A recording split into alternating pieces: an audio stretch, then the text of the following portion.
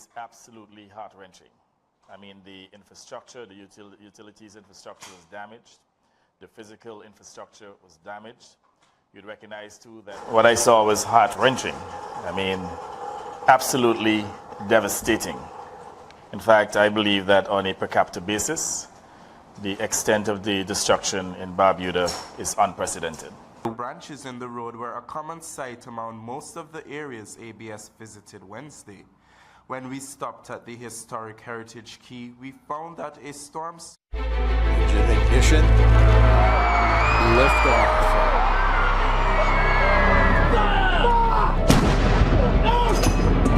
If you don't represent women in politics,